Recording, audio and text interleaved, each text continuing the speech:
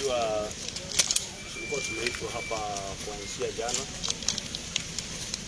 tumefika na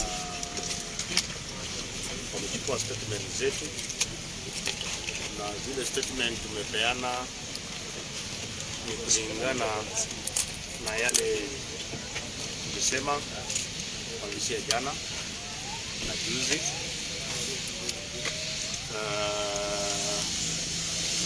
Ya kwamba sisi hatuhusiki na mambo ya kupanga mambo ya ujinga kama ile ilifanyika, na hii ndio tumeandika statement zetu. Na for the first time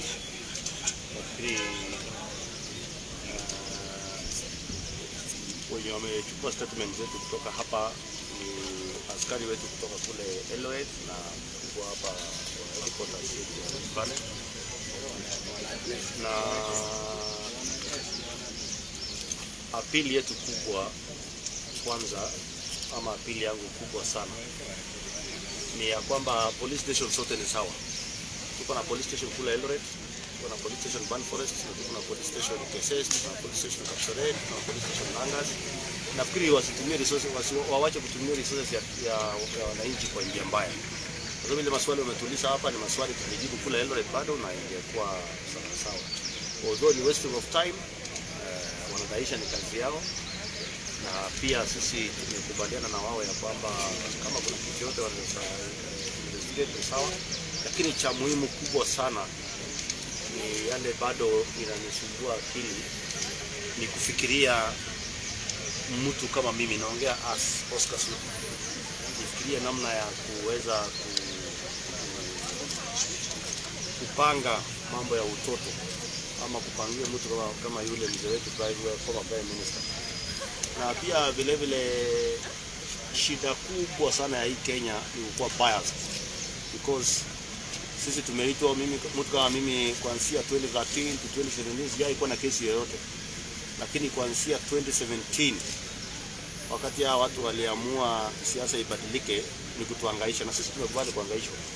Tuko available kama vile nilisema asubuhi, we are ready for anything. We are ready anytime. Hata wakisema turudi kesho, sisi tuna comply, kwa sababu hata wenye wanatuita wao hawana uwezo yoyote, ni polisi wa kawaida wadogo, wale wanamwambia tu hawa aita ule ita yule, sisi tuko tayari. Lakini cha muhimu sana nataka ni Wakenya wajue ya kwamba haya mambo yote ni siasa. Wakuwe watulivu na mtu yote asifikirie kuna anything, na hakuna mtu anaweza panga kitu ya ujinga kama ile. Polisi wenyewe wafanye investigation yao mpaka penye watapata. Na ya kustajabisha zaidi, nimeona rais pia amesema ati kama mzee wetu Raila Odinga angekuwa nje kama angekufa, hii nchi ingekuwa inawaka moto. Nataka niambie rais, wacha kuwa mkabila, na nimekataza mara mingi, nimekuambia kuwa rais wa Kenya, wacha kuwa rais wa watu wawili watatu kama yako na fulani. Wakati tulilingwa kule Kisumu Kondele au kusema chochote. Na nataka nikuambie ni vizuri ujue wewe ni rais, wenye walikupigia kura, wenye hawakupigia kura, so long as mtu yote hapo na kipande katika taifa la Kenya, wewe ni rais wao. So sisi wengine tumejitolea tuangaishwe bila mnataka. We don't care, we don't bother. We have all time kuja hapa kuzunguka kuja ukuzi, sisi tumekubaliana naye. Labda kwa hiyo kama mliweza kupatiana details to those ambao mnashuku kana kwamba walikuwa wamehusika na vita hiyo. Mimi ni mwanasiasa na ninaongoza wananchi. Kama kuna anything ilipangwa, ni wao kutafuta namna yoyote na kufanya investigation ya kutosha, na investigation kama ile ya watu wengi na kulikuwa na video. You don't have to look for Oscar Suti. Unachukua wale walifanya hiyo kitendo and then you grill them, na watatoa enough evidence. So yeah. Okay. Well, I think I'll do the English version. Yes, we got summons to appear at DCI through their Twitter account, but then yesterday evening they sent via our WhatsApp numbers, and we complied, and we've been here since 1 o'clock. We have recorded our statements, we have given them all the information that they require. I want to say that the police have been very cooperative, and we have been very cooperative. and I think there's a change in the way things are being done going forward. There is no more fear of those calls from above. We want to say that the incident, we still say that it was a very unfortunate incident, and it should not happen to anyone. It should not happen anywhere. And we just ask the government to treat all incidences that appear, that occur fairly and with the seriousness that they have given this investigation. We have left our mobile phones with them because they want to do a forensic audit on them, and that is okay. We are very comfortable with what is happening. My only concern is the sentiments that have been attributed to our president today. I think our president should rise above petty politics. He should rise above social media gossip, and he should govern this country, even with the little days that he has. He should really, even he can redeem himself with the few days remaining and really act like a president and not like a social media person. He's made very unfortunate remarks. We shall not, we'll just tell him to please style up a little bit, because he's the president of the Republic of Kenya. Those who voted for him, those who didn't vote for him, who is persecuting now, we are all Kenyans, and this country belongs to us. Finally, I want to appeal to all politicians across the country that do not buy our youth alcohol, do not ferry youths to political gatherings or to funerals. Walk into a funeral alone, quietly, like I did at the Kibor's funeral. If there is a crowd to cheer you, let them cheer you. If they want to cheer you, let them cheer you. It's okay, but let us not ferry people who will end up causing destruction and causing mayhem, especially because they are intoxicated. So I think as leaders from Rift Valley, we want to say thank you to the policemen here and appeal to Kenyans entirely in the entire nation that let us maintain peace. We have a very few days to go to liberate the country fully from these barbaric behaviors, and I think it's upon Kenyans to vote wisely, vote peacefully, and we shall redeem this country. As I said in the morning, the true liberation of Kenya is going to happen on the 9th of August, and we want to assure Kenyans that the way that police have behaved today, that is the way they should behave even in the future. The regional commissioner here did not pick any call, did not go out to go and talk to somebody in order to get instructions. He's just finished with us and says, leave us with your phones, go back home, thank you for cooperating. And that's how it should be. But also going forward, I see no reason why we came to Nakuru. Absolutely no reason. There is a serious biting fuel shortage in the country. We don't even have fuel now to go back to Eldoret. I was hoping maybe they would have flown us here the way they flew Sudi, but now it's a bit late. So we'll find means. Maybe you guys can give us accommodation here in Nakuru until when we get fuel. But we want to say we want to appreciate, and the police want to thank them and let them continue like that. Investigate this matter to the bitter end, and we want to thank His Excellency the Deputy President for being very magnanimous and issuing an apology and reprimanding that act. That is leadership. Unlike others who, when DP was stoned in Kondele, they tried to find a lot of words to try and justify why the DP was stoned in Kondele. I want to say we, as UDA, we will stand for peace. We will stand for what is right. We will always speak for what we believe is the right of ours, is our right, and the right of the people we represent. So thank you very much, and may God bless you. Any question? So from now, what next? Well, from now we are going back to the campaign trail. You know, our nominations are on 14th of this month, so we'll be on the ground. But as and when they need us, we shall see them, whether it will be in Eldoret, whether it is here, whether Mombasa, we'll be available. Yeah. Thank you. Okay. This morning. Maybe you can tell us about that. We're here since 8 a.m. Okay, thank you very much. Also, thank you for the state. Mine is just to say that we are here following the summons. Mine, I saw it on the social media. I came exactly by 9:30. I was here. We were taken into interrogation, and it's a fact. It's a fact that there was no planning. Nobody even knew that the Prime Minister was coming to the place. And I was hoping that he could have come. He could have come maybe when the funeral service was going on. I believe when all the leaders were present, we could have been able to talk to the attendees so that they can maintain peace. But he came very late when we were lowering the grave, when we were lowering the casket to when we were lowering the casket to the grave. So it was unfortunate, and I believe that no leader should be blamed for what happened. We are very sorry about it.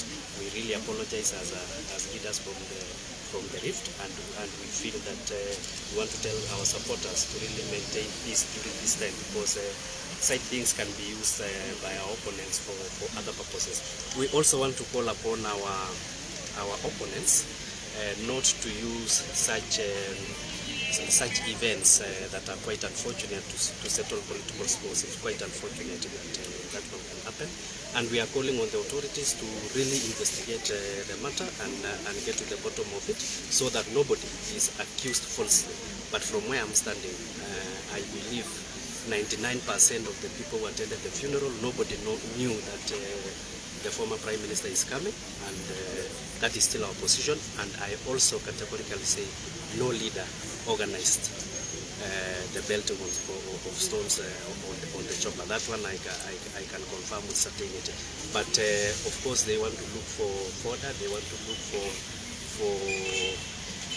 they want to do a case whereby we want to cause emotions in this country, which is quite unfortunate. But let us face the facts. We should not have been here to answer to things that are so frivolous and things that do not add any value. And we have wasted a lot of time, and I know that we shall still waste our time. But the facts are facts. But in this country, you know the state, what the state does. It assassinates the other side and make sure that maybe what the others does is good, what on our side we do is bad. And I want to say categorically that if you even pick the Linturi case of the Madoado, there was the Raila case of the Madoado.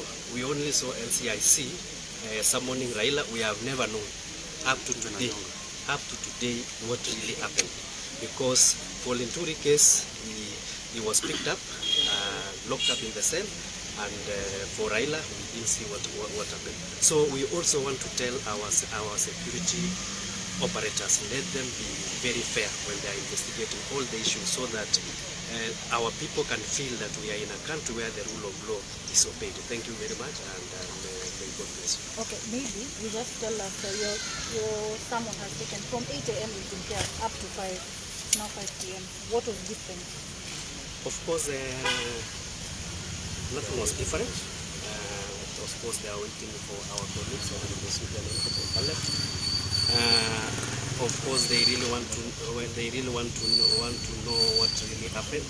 We have explained, and our stand is, and you all know, for those people who are the burial site, the people are so many, and no one should be accused as a leader that you organize for such a thing. And as I say, and I said inside there, I believe no leader was issued, no leader is valid, no leader who is appearing here organized for such.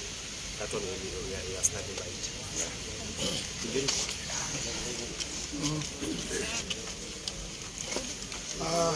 Ya kwanza ningetaka kupea wajumbe wenzangu pole sana kwa ile mambo imefanyika ambaye wanahangaishwa, na sisi tumezoea kuhangaishwa, lakini jambo langu tu ni pengine mzoe watu tumezoea mtu kama Caleb ni ya kwanza, don't be worried Caleb, utazoea kwa sababu kama tujamaliza hii uchaguzi hii mambo tumekuwa ni ya kawaida. Lakini jambo langu ningependa tu kuzungumza na rais wangu Balindiway Media. And I have been telling him the way he's conducting things in Kenya, asipochunga atahakisha moto ambaye moyo alikuwa anasema kuhakisha ni rahisi na kupima ni nini, kuzima ni ngumu. Because leo anasema hivi, kesho anasema hivi. Why are people who are special and others are not special? Wewe umezungumza kwanza, ni kurudie siku ya leo vile umefanya. You have been abusing Ruto kwa kupeleka pesa kuchanga kwa kanisa. You have been abusing churches. And I want to tell you today, have you forgotten? Leo umepeleka milioni 10 in one church. 10 million. na ukatolea Raila milioni 2 na ukatolea Kalonzo milioni 1. Please, wewe tumekumalizia miaka yako 10. If you want to wear wachana na siasa. Because the more you come out, the more you be responded. And it's not only us, but raia wale wana akili watakujibu mambo mingi sana. Wewe kubali uende kama Kibaki, wacha siasa ifanywe. Baba yako hakumaliza shida za Kenya. Moi hakumaliza shida za Kenya. Kibaki hakumaliza shida za Kenya. Hata wewe hautamaliza, ni kuongeza umeongeza shida za Kenya. So, wacha wale wataweza kuja kupima wakuje, waweze kusaidiana. Use call Ruto all the time. William. Shati nyeupe, tai nyekundu. All those things. Don't put us in the problem. Kama mmekosana na deputy president na hujatuambia ni makosa gani, usituingize kwa hiyo shida si ambaye tuelewi hata kidogo. Sisi watu wa Rift Valley we are peaceful. Na mimi nauliza wajumbe wa Rift Valley wajue, nikiwa mmoja wao nawaongoza, tutaandamwa lakini msijali. Sisi tunahesabu siku kama mtu amefungwa jela miaka 10, hahesabu ile siku amekaa kwa jela, anahesabu ile siku imebakia. We are counting the days remaining now. Hii mambo ifanye nini? Hii mambo ikwishe. And one day we shall be free. Hii watu na ile uongo unafanya. Na hii project yako unauza na nguvu na kupiga watu wengine. Usisahau watu wa Rift Valley walikupigia 202, 2013, 2017 mara 2. Na hata kama ni mlevi kwa bar, akinunulia mtu chupa 3, anarudishiwa chupa 1. Kwa sababu ya heshima. These people of Rift Valley tumepigia mara 4. We deserve respect. Na tunakuheshimu. Wewe kama miaka yako 10, wacha kuhangaisha sisi. Tafadhali. Be focused and be humble kama Kibaki. Hata sasa wengine wakulizwa Kibaki yako wapi hawajui. Kwa sababu alienda na akafanya nini? Akanyamaza. Sasa ukihangaisha hawa wajumbe, kuwalete hapa, kufanya nini? Na Raila Odinga akisema wadoa, hiyo is not an issue. Akisema mambo mengine yote mbaya is not an issue. Why are you dividing this country, your excellency? Please, wachana na Kenya wakae pamoja. Don't interfere with the politics of Kenya. Wachana na watu wajipeleke pahali wanafanya nini? Wanataka. Tafadhali, and the people of Rift Valley, keep peace. Hata tukuwekwa macho kidole, tafadhali watu wa Rift Valley, don't accept and there will be no fight. And we are going to assure you, wanataka kugawanya kura za Rift Valley ili Wakalenjin wakotana na watu wengine wa divide kura. Hiyo haitawezekana ngo. Hatutapigana, hatutakosana, tutakaa kama pete na chata na pete pamoja. Okay, thank you.